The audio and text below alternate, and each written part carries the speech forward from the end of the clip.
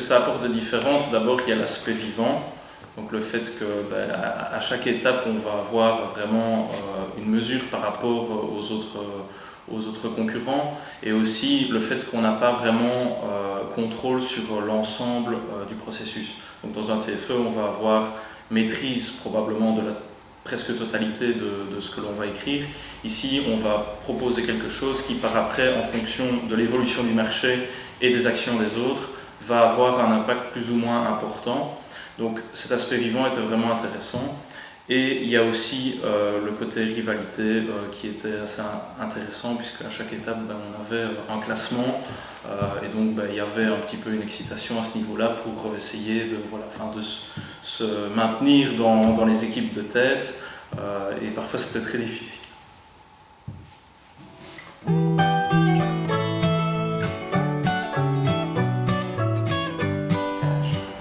Donc au niveau de l'aspect jeu, en fait, il y a la compétition qui est quand même intéressante. Et enfin, nous, au début, on était un peu sceptiques quant au processus, parce que bon, c'était assez nouveau. On ne savait pas très bien ce que ça allait donner, puisque au départ, un jeu, quand c'est interactif, et qu'il y a une interface qui est magnifique derrière, etc., ça peut être stimulant. Ici, forcément, on travaille avec un tableau Excel, on fait beaucoup d'analyse financière derrière, et on lance ça dans un serveur qui, après, va analyser les données. Et donc à ce niveau-là, au début, on était un petit peu en se disant, tiens, est-ce que ça va pas être ennuyant? Et en fait, on s'est rendu compte que dès la première étape, tout le monde était beaucoup plus excité que si on avait parlé de TFE ou de travail de groupe. Là, on était vraiment en train d'essayer d'être le mieux classé possible, et surtout de comprendre la stratégie des autres.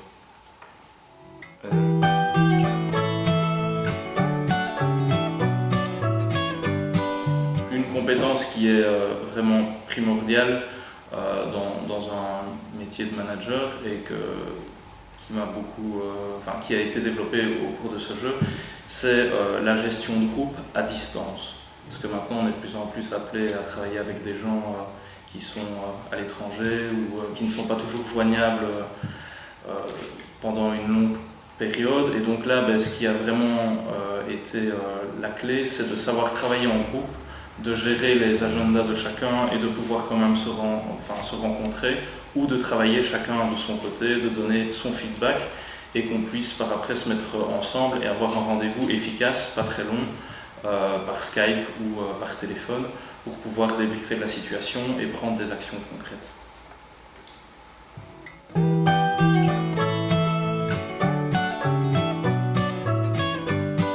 Donc au niveau de l'aspect distance, on a beaucoup travaillé évidemment via Skype ou via téléphone, de manière générale en call conference, on va dire. Et aussi on a travaillé par méthode, indirecte, dans le sens où on envoyait des emails avec des feedbacks que les autres analysaient, y répondaient, etc.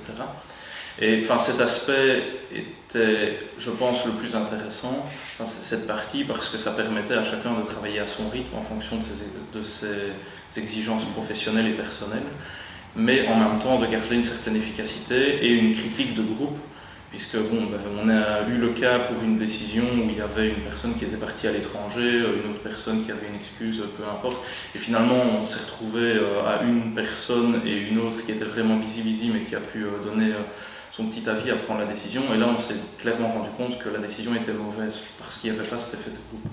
Donc malgré l'aspect distance, on a essayé de garder cette critique de chacun envers la décision du groupe.